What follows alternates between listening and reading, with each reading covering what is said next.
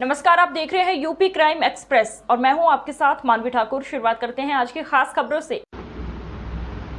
तो बड़ी खबर है हाथरस से, जहां घटनास्थल का एनसीडब्ल्यू प्रमुख ने किया दौरा। बोली साकार हरि बाबा पर हो एफआईआर। बता दें तो हाथरस में हादसे पर बाबा का आया पहला बयान। हाथरस में कोतवाली सिकंदरा राव अंतर्गत फुलरई मुगलगढ़ी गांव में सत्र के दौरान भगदड़ को लेकर साकार बाबा उर्फ भोले बाबा का पहला बयान सामने आया है। साकार हरि बाबा ने कहा कि मैं पहले ही वहां से चला गया था। उन्होंने इस हादसे के पीछे आयोजकों को जिम्मेदार बताया है। साथ ही उन्होंने घायलों के स्वस्थ होने की कामना भी की है। वहीं एनसीडब्ल्यू प्रमुख बोली कि तत्काल गिरफ्तार हो नारायण हरि सरकार। बता दें तो हाथरस हादसे पर राष्ट्रीय महिला आयोग की प्रमुख रेखा शर्मा ने कहा कि नारायण हरि सरकार जो भी हो उसे एक गैर कानूनी गतिविधि की है। मुझे लगता है कि उसके खिलाफ एफआईआर दर्ज होनी चाहिए, तत्काल गिरफ्तार किया जाना चाहिए। साथ ही पता लग जाए कि आखिर ये सब किसके कहने पर हो रहा है, इसके पीछे की क्या योजना थी। देखिए, क्योंकि यहाँ महिलाएं अधिक थी, सिर्फ केवल 3 पुरुष थे जिनकी मृत्यु हुई, बाकी सभी महिलाएं थी।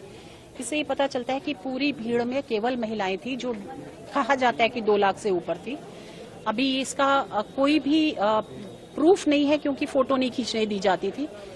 साफ तौर पे मुझे लगता है कि ये बाबा जो भी थे, इलीगल एक्टिविटी थी इनकी। 80,000 का इन्होंने परमिशन मांगी थी और 2 लाख से ज्यादा भीड़ इकट्ठी करी।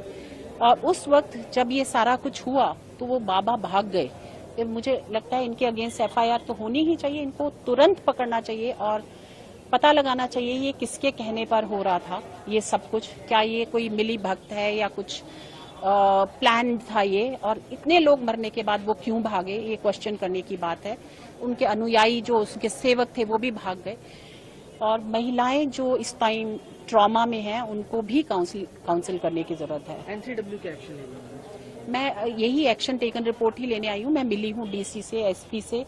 कार्रवाई क्या कर रहे हैं वो पता चला है। और जो एक टीम बनाई है इन्होंने, जो एडीजीपी मथुरा के अंडर है, वो एक बार अपनी रिपोर्ट दे दें, उसके बाद हम देखेंगे कि इस रिपोर्ट में क्या आता है। विक्टिम्स से आप मिले हैं, क्या कुछ कहना है विक्टिम्स से? कोई क्रिटिकली इंजर्ड नहीं है, लेकिन हाँ ट्रॉमा में है फिजिकली। एक जो इनमें से वो हाथ में चोट लगी है, बाकी सब जो है वो ट्रॉमा में है, ब्लंट चोट लगी हुई है उनको, मतलब स्वेलिंग है, ब्रूजेस हैं। वीडियोस और फोटो सोशल मीडिया के जरिए वायरल हो रही है, उससे पता लगा काफी बड़ी तादाद में कहीं ना कहीं प्रशासनिक चूक भी इतनी बड़ी भीड़ इकट्ठे होने दी गई, फिर ये लोग भगदड़ मची। देखिए, ये लोग प्रशासन को भी सामने नहीं आने देते थे। जितने लोग, जहां तक मुझे पता चला है कि प्रशासन के लोगों को भी अंदर नहीं आने देते थे। इनके जो सेवक थे, ये पुलिस को भी नहीं आने देते थे। जो पुलिस की 2 महिलाएं हैं जो घायल हुई हैं, एक से मैं अभी मिली हूँ, वो भी यही कहती है कि ना फोटो लेने दे रहे थे ना अंदर आने दे रहे थे। वो सिर्फ बचाने गई थी। जब ये भगदड़ हुई है तो वो भी नीचे आ गई। लेकिन ये मतलब एडमिनिस्ट्रेशन को भी इन्होंने पूरी तरह से ध्वस्त किया हुआ था। तो ऐसे लोगों को मुझे लगता है तुरंत गिरफ्तार करके इनके अगेंस्ट एडमिनिस्ट्रेशन को भी कड़ी कोई कार्रवाई करनी चाहिए। बेहद दर्दनाक फैक्ट है जी 4 साल के बच्चे भी है, इस तरह की चीज को किस तरह देख रहे हैं? एक बच्ची है और बाकी लड़के हैं छोटे छोटे। तो एक बच्ची घायल भी है यहाँ पर। देखिए, माएँ जाती हैं तो छोटे बच्चों को भी लेके जाती हैं और औरतों को ही टारगेट किया जाता है। कहीं ना कहीं ये एजुकेशन ना होना भी बहुत बड़ी इसके ऊपर सवाल खड़ा करता है, क्योंकि महिलाएं पढ़ी लिखी नहीं होती, उनको इजी टारगेट बनाया जाता है ऐसी जगह पे।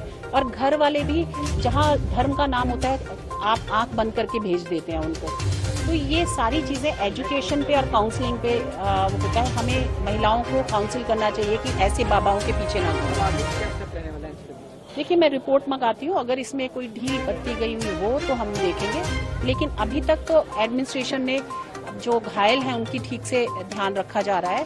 और कुछ पैसे भी इन्होंने अनाउंस किए हैं, ये सेंटर ने भी, और 2-2 लाख रुपए। इससे ज्यादा जरूरी ये है कि जो बच गए हैं उनको ठीक से देखभाल की जाए और उस ट्रॉमा से निकाला जाए।